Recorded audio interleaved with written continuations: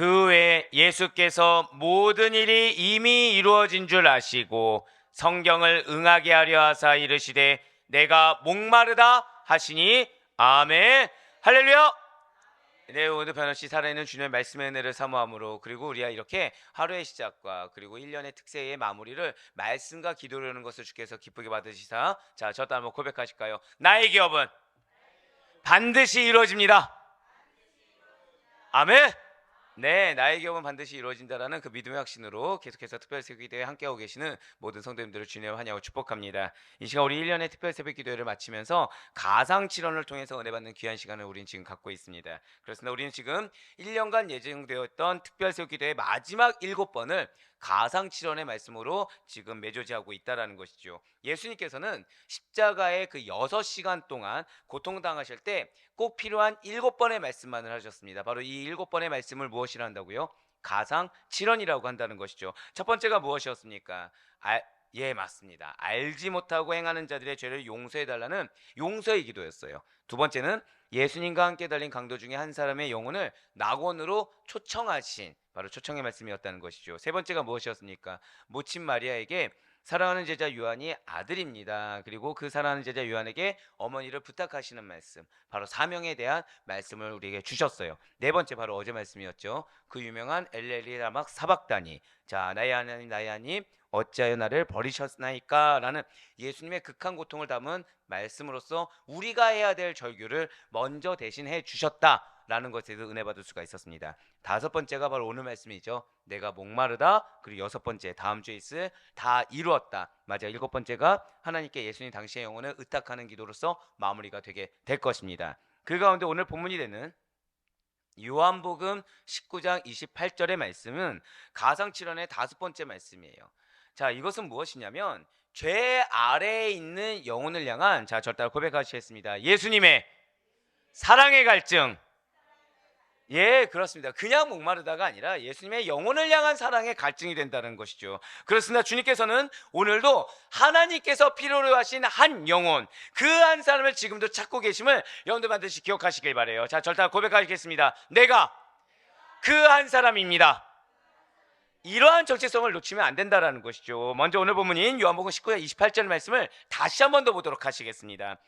그 후에 예수께서 모든 일이 이미 이루어진 줄 아시고 성경을 응하게 하려 하사 이르시되 내가 목마르다 하시니 아멘.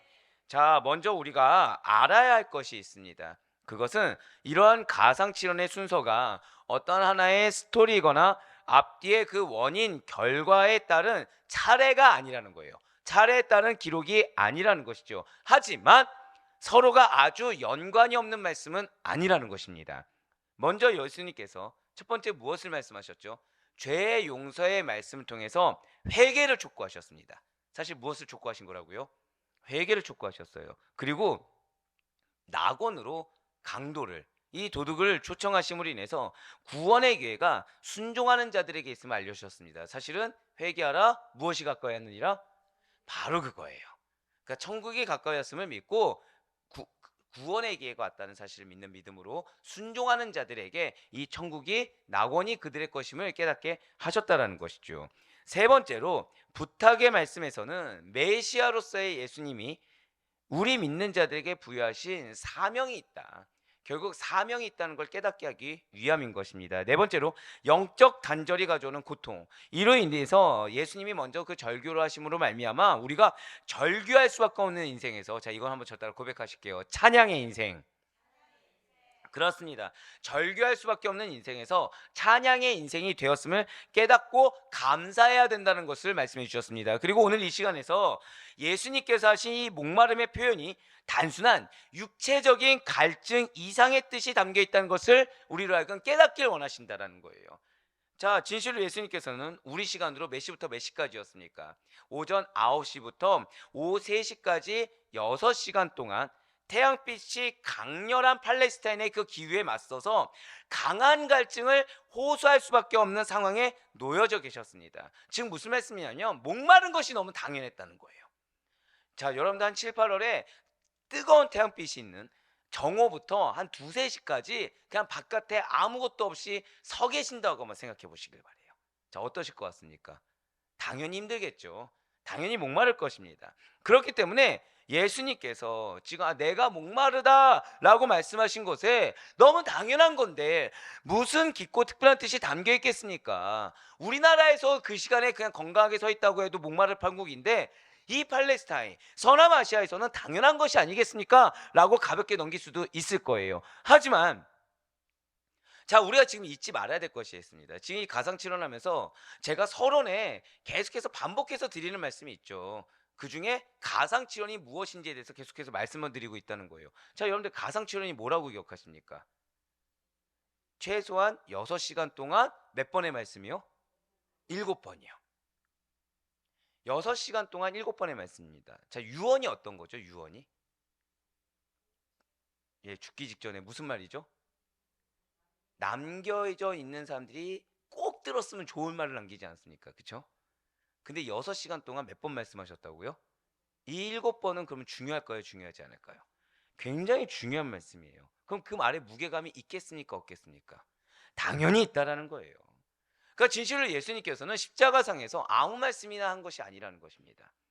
그냥 단순히 유언이라고 하기에도 그 무게가 가볍다고 여겨질 정도로 6시간 동안 7가지의 너무나도 중요한 말씀하셨다는 것이죠. 예수님께서 공생의 기간 동안 하신 말씀은 무엇과 관련이 있냐? 하나님 나라와 다 관련이 있어요.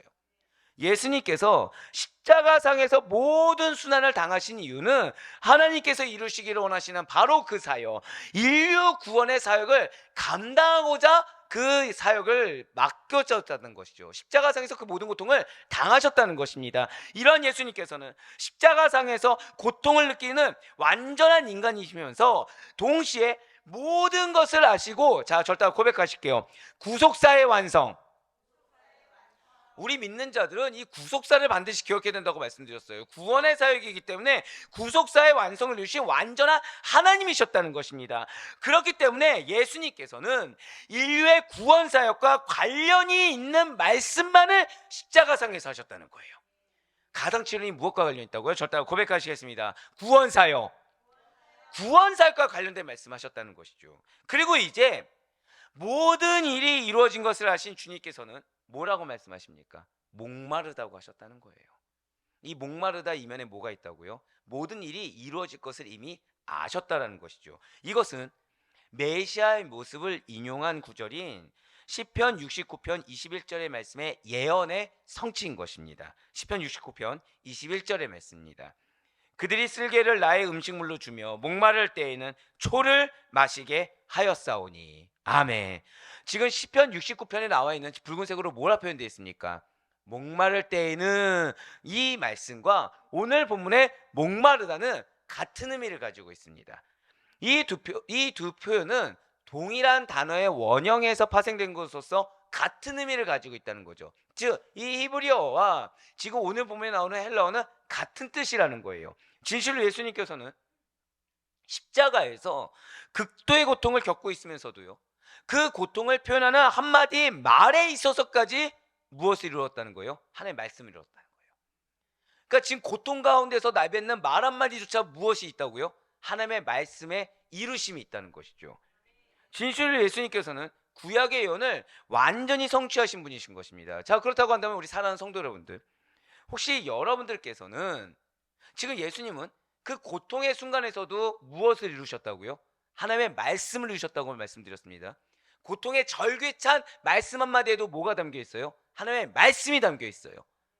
그럼 여러분들께서는 삶 가운데 나의 상태나 나의 상황을 표현하는 말 한마디에서도 하나님의 말씀이 드러나고 계십니까? 아니면 내가 드러나고 있습니까? 우린 그리스도입니다. 믿으십니까? 그리스도는 성령님을 소유한 자들이에요. 그리스도인들은 구원받은 자들입니다. 그리스도인들의 본질은 이 땅의 끝이 아니라 절대 고백하실까요? 나는 천국 백성입니다. 여러분들 정말 믿으십니까?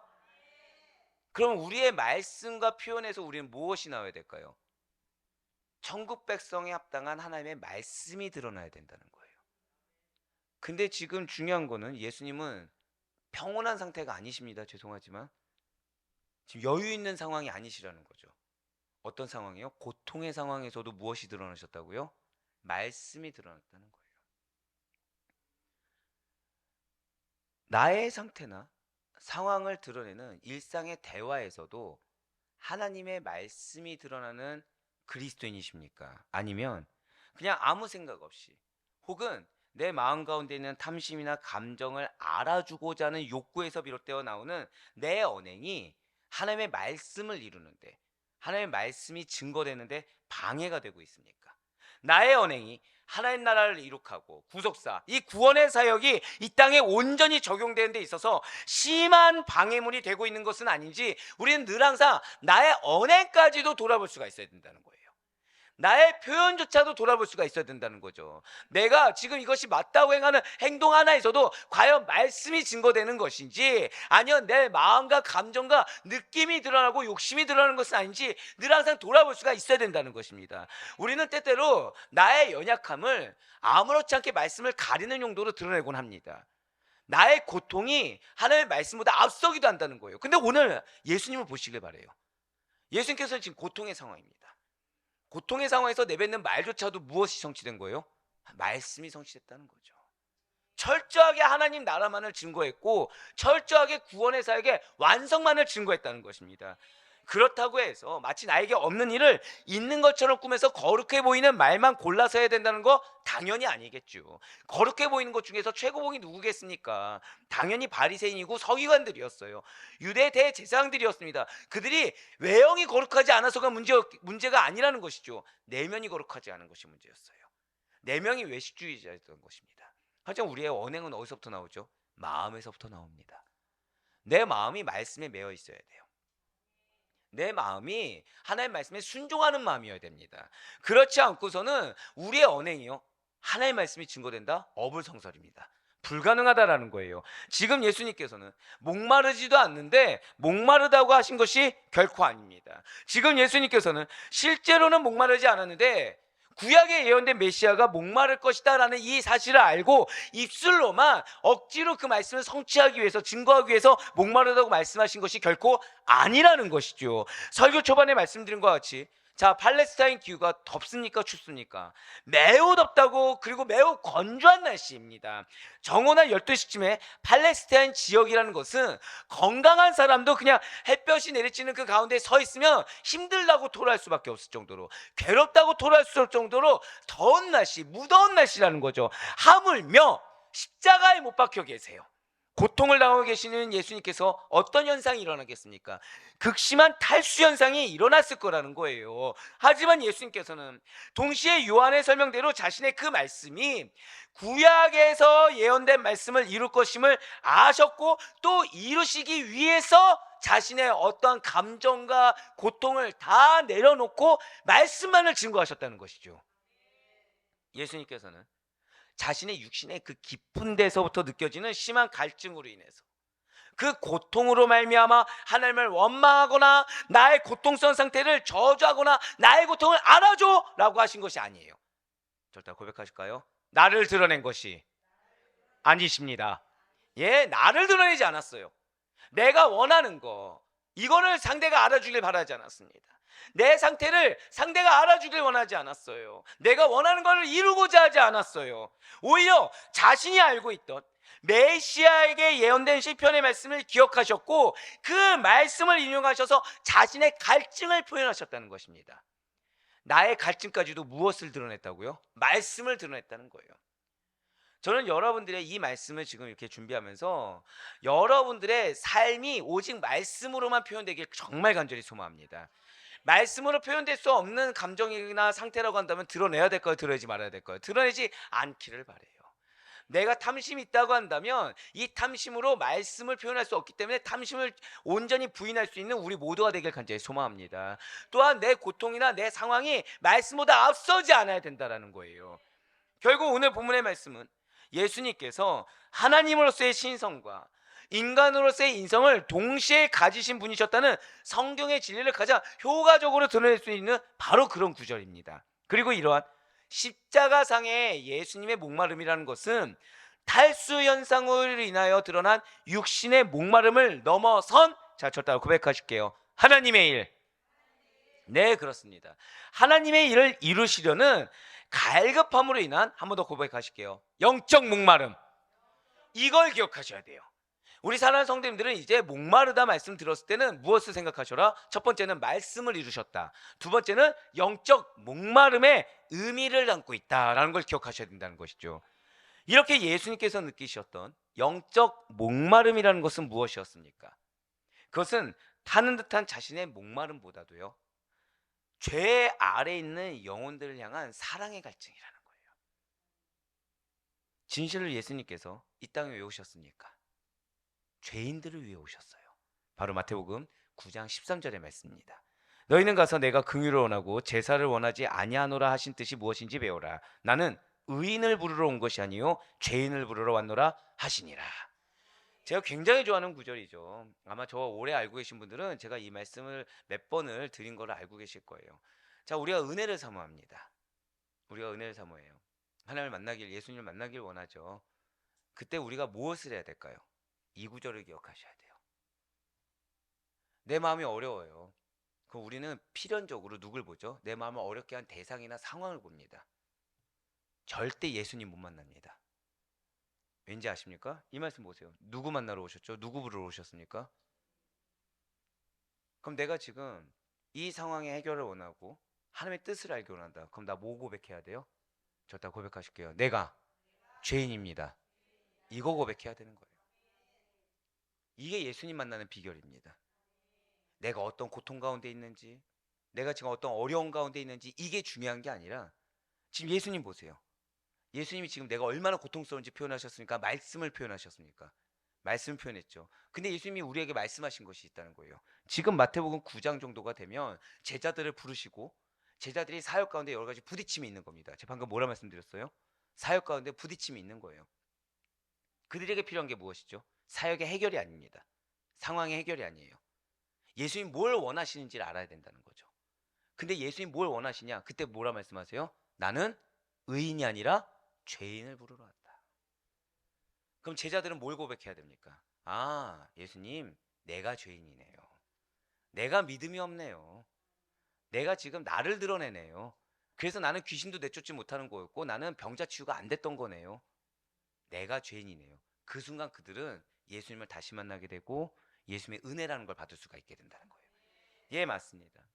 예수님이 이 땅에 오신 건요, 의인 만나러 온 것이 아닙니다. 죄인 만나러 오셨어요. 죄인을 구원하기 위해 오신 것입니다. 마음이 어려우십니까? 환경 가운데 도저히 해결되지 않는 숙제들이 있습니까? 내 마음이 평강하지 않습니까? 하나님의 은혜를 맛보지 못하고 있습니까? 말씀이 나에게 실제가 되고 있지 않습니까? 찬양이 외식적으로 입에서만 맴돌고 있습니까? 기도가 넋두리처럼 나오고 계십니까?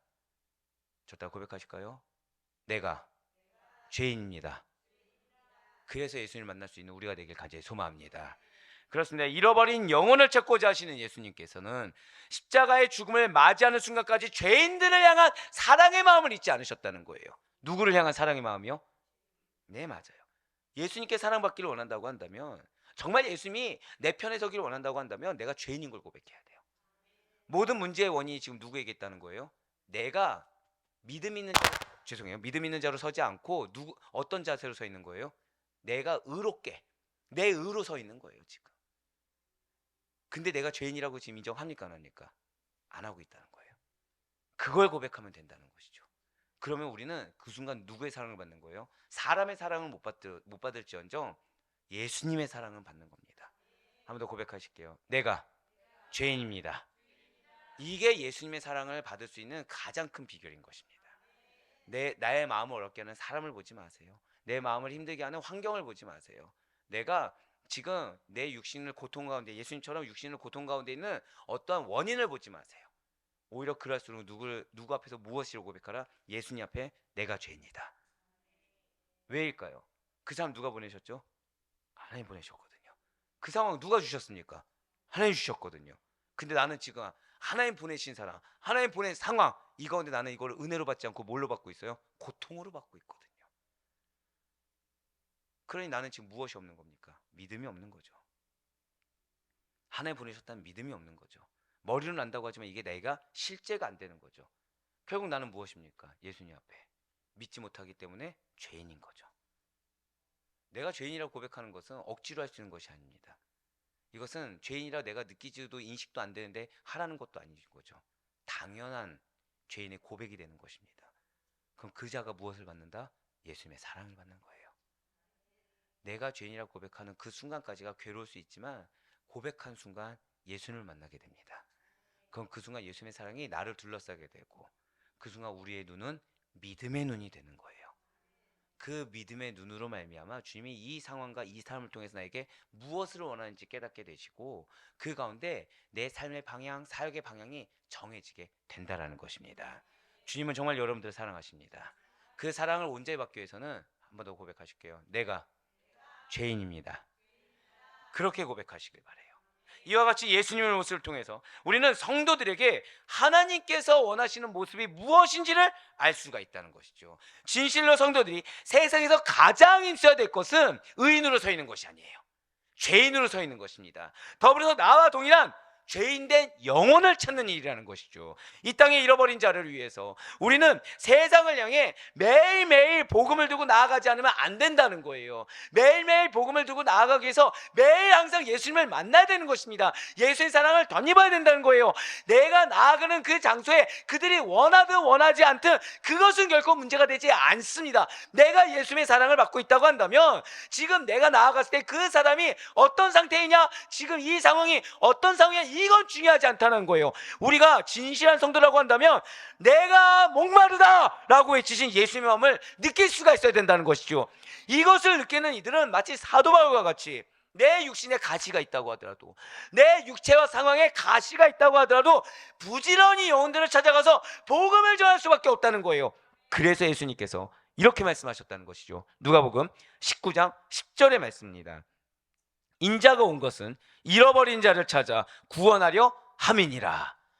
자, 누구 찾는다고요? 잃어버린 자 찾는 거예요. 없는 자 찾는 겁니다. 없는 자. 그러니까 내가 뭐가 있는 척하고 내가 내 영역을 구축하려고 하고 있고 내가 이것만큼은 내 거다라고 생각하잖아요. 예수님 못 만납니다. 오히려 아무것도 없어야 만나요. 고백할까요? 내려놓으면 내려놓을수록 만나더라고요. 내가 이것이 부족해서 이것만큼 가지려고 하면은 이 영역에서 내가 만나는 거는 죄만 만나더라고요. 근데 오히려 이 없는 것조차도 내놓으라고 하셨을 때 내가 아멘하고 순종하잖아요. 예수님 만나더라고요. 누구 만나러 오셨습니까? 없는 자 만나러 오셨습니다. 누구 만나러 오셨습니까? 죄인 만나러 오셨어요. 그렇습니다. 예수님께서 이 땅에 오신 목적은 바로 없는 자를 만나기 위해 오셨어요. 잃어버린 자 만나기 위해서 오신 것입니다. 그래서 그들을 온전한 구원의 완성으로 이끌기 위해서 예수님께서 오셨어요. 그렇기 때문에 우리들 역시 마찬가지입니다. 우리들은 인정할 수 있어야 돼요. 나는 죄인이다. 나는 아무것도 없는 자다. 이거를 인정하고 그래서 그런 나를 통해서 예수님을 만나기를 원하는 잃어버린 자들을 또 찾아 나서는 것입니다. 때를 얻든지 못 얻든지 여러분들의 입술, 여러분들 하다못해 얼굴 표현, 삶을 통해서 복음을 증거할 수 있어야 된다는 거예요. 말씀을 증거할 수가 있어야 된다는 것이죠. 어떤 이들은 예수를 믿으라고 권하는 것 자체가 지금 이 시대에서는 너무나도 안 맞고 사람들이 거부감이 있고 개인의 자유를 침해하는 일이다. 그러니까 복음이 들어가려고 해도 자유를 침해받았는데 누가 이걸 받을 수가 있겠냐. 자연스럽게 올 수 있는 환경을 열어야 된다는 생각으로 망설이고 있어요. 하지만 여러분들 여기서 잘못된 표현이 있죠. 우리가 복음을 증거하는 걸 여러분들 어떻게 생각하십니까? 이거는 그 개인의 자유를 침해하는 게 아닙니다. 이거는 그들에게 거부감을 주는 말을 전하는 것이 아니에요. 침해가 아니라 치유입니다. 저다 고백하실까요? 침해가 아니라 치유입니다. 자, 병들어 죽게 되는 어떤 사람이 있다고 생각해 보시길 바래요. 그를 고쳐서 건강하게 만들 수 있는 의사를 소개한다고 한다면 이것은 그 사람에게 유익한 겁니까? 해로운 것입니까? 근데 문제는 그 사람이 나는 치료 안 받을 거야. 난 이렇게 살다가 죽을 거야. 라고 했다고 생각해 보시길 바래요. 이 사람이 의사를 거부하는 거예요. 받는 과정이 너무 고통스럽다는 겁니다. 나는 그 의사 만날 그 시간이 너무 아깝고 나는 그 의사 만날 시간에 나는 이 땅의 삶을 조금이라도 더 누려보고 살래. 왜 우리가 흔히 왜 그런 거 영화나 이런 데 보면은 암에 걸린 거예요. 암에 걸린 겁니다.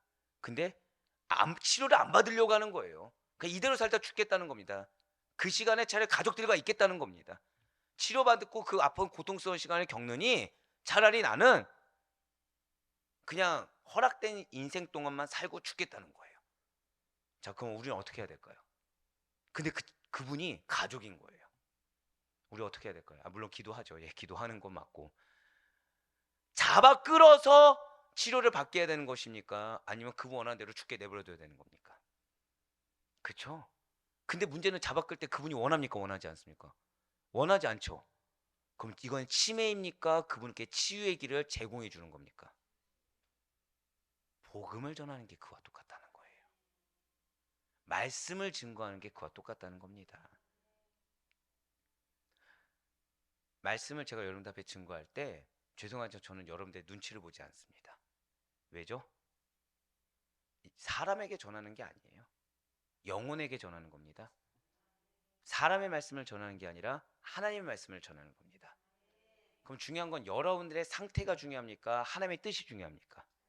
맞아요. 근데 이거에 대한 확신이 있죠. 이 말씀이 여러분들의 축복이 됩니다. 이 말씀이 여러분들의 은혜가 되고 치유가 됩니다. 그래서 담대하게 증거할 수가 있는 거예요. 그렇지 않으면 저는 세상에 얘기를 해야 됩니다. 여러분들이 위로할 만한 얘기를 해줘야 돼요. 인간적으로. 하지만 인간적인 위로는 헛됩니다. 하나의 말씀만이 유익하다는 확신이 있다는 거예요. 마찬가지로 여러분들의 삶을 통해서 복음이 증거되는 거, 이런 담대함이 있으시길 바래요. 여러분들은 영혼을 공격하기 위해서 복음을 증거하고 말씀을 증거하는 것이 아닙니다. 저 따라 고백하실까요? 치매가 아니라 치유입니다. 이 확신이 있어야 된다는 거죠. 예수님을 권하여 알게 하는 것은 그들로 하여금 영원한 멸망, 영원한 형벌로부터 구하는 것이기 때문에 누가 어떤 말로 비방한다고 하더라도 개의치 말고 증거하는 데 힘쓸 수가 있어야 된다는 거예요. 진실로 생명을 살리는 일은 무엇보다 귀하고요, 무엇보다 가장 우선적으로 힘써야 되는 것입니다. 교회에서 가장 힘써야 될 것이 무엇입니까? 영혼 구원이에요. 영혼 구원에서 가장 힘써야 될 것이 무엇입니까? 말씀이에요. 기도입니다. 이 말씀을 효과적으로 증거할 수 있다. 기도를 효과적으로 여러분들과 함께 할 수 있다. 그거 이상이 없다는 거예요. 그래서 예수님께서는 영적인 갈급함을 가지고 있는 영혼들에게 자신만이, 예수님만이 영원히 목마르지 않는 참된 만족의 원천이 되심을 말씀하셨습니다. 그래서 교회는 예수님을 증거해야 돼요.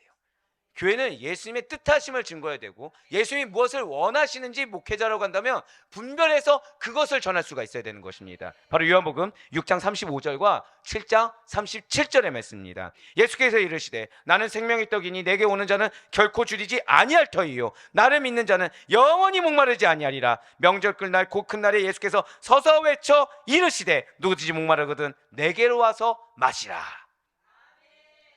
우리가 사람에게 무엇을 증거해야 되는 것입니까? 예수님께 오도록 증거하는 거예요. 교회는 무엇을 증거해야 되는 것입니까? 여러분들의 방향을 예수님께로 맞추는 거. 그래서 예수님께 맞추는 걸로 끝나지 않고 예수님께 나오도록 하는 거. 할렐루야. 그렇습니다. 갈급한 영혼들은 예수님을 믿을 때에야, 예수님께 나올 때에야 비로소 참된 만족을 얻게 되는 것입니다. 그 과정은요, 트러블이 있을 수밖에 없어요. 그 과정은 어려운 고통이 있을 수밖에 없습니다. 사명에 무엇이 있다고 말씀하셨죠? 고통이 있다고 말씀하셨어요. 당연하겠죠. 땅에 속한 사람들이 하나님의 일을 맡아서 하는데 어떻게 트러블이 없겠습니까? 예, 맞아요. 하지만 그 길을 나아갈 때 고통이 있더라도 무엇이 있다고요? 한 번 더 저를 따라 고백하실게요. 참된 만족. 예, 이 사실을 믿어야 된다는 거예요. 우리가 내가 죄인입니다, 내가 아무것도 없는 자입니다. 왜 고백해요? 참된 만족이 있음을 온전히 믿지 못하는 믿음 없음을 고백하는 겁니다.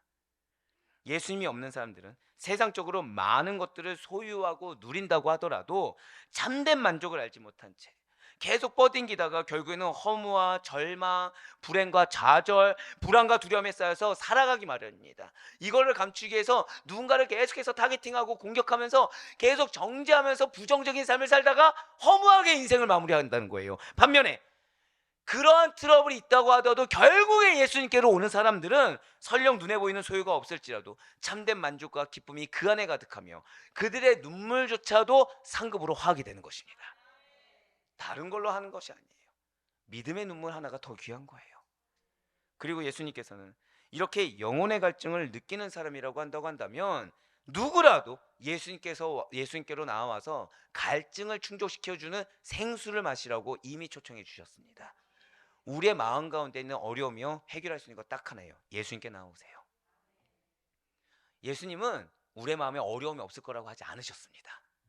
우리의 상황에 트러블이 없을 거라고 하지 않으셨어요. 갈증이 있다고 하셨습니다. 그거를 이상하게 여기지 말고 누구에게 나오라? 예수님께 나오라고 하셨어요. 근데 예수님은 어떤 자 만나신다고요? 한 번 더 고백할까요? 내가 죄인입니다. 내가 잃어버린 자입니다. 여기에 우리가 왜 계속해서 갈증을 느끼는지, 왜 고통 가운데 있는지 비결이 있는 거죠. 첫 번째 뭐예요? 내 언행이 말씀만을 증거하지 않는다는 문제가 있습니다.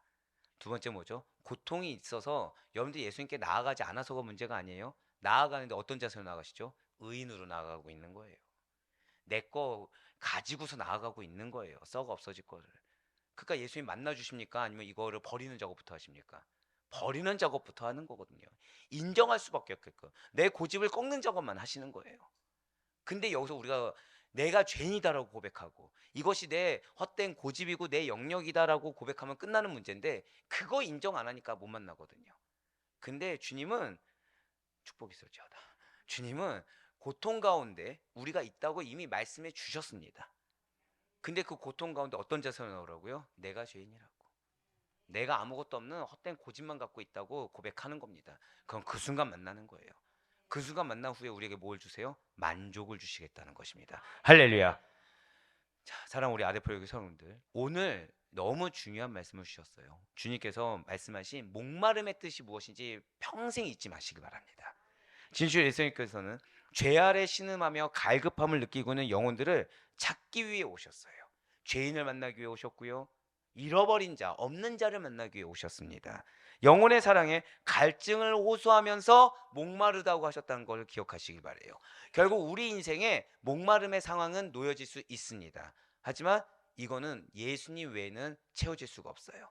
예수님 외에는 해결될 수가 없는 것입니다. 그러니 바라옵고 낫기는 비단 나뿐만 아니라 나로 인해서 목마른 자들을 초청하라고 하신 이 음성을 기억하시길 바래요. 십자가에서 구원 계획을 온전히 이루신 예수님의 목마름, 그 갈증을 통해서 영혼들의 참된 만족이 구현될 수 있음을 확신하며 감사할 수 있길 바랍니다. 여러분들의 삶에 있는 그 갈증 예수님이 해소해 주십니다. 여러분들 주변에 있는 갈증 예수님으로 말미암아 해소될 수 있음을 확신하시길 바랍니다. 그러니 내가 먼저 죄인이라고 고백하세요. 내가 먼저 문제라고 고백하시고 내 영역이 있음을 고백하세요. 그래서 나는 이것도 없는 자라는 사실을 고백해서 예수님을 만나시길 바랍니다. 우리의 영적 충만함을 위해서 오직 죄인들을 사랑하시사 이 땅에 오신 예수님만으로 그 모든 갈증, 그 모든 고통을 해결할 수 있음을 잊지 않는 우리 모든 성도님들 되셔서 오직 예수 그리스도만 체험받으시고 오직 그 예수 그리스도만을 여러분들의 모든 것으로 증거하셔서 여러분들의 삶, 여러분들의 언행을 통해서 이 예수님의 말씀만이 증거될 수 있기를 주님의 이름으로 간절히 축원합니다.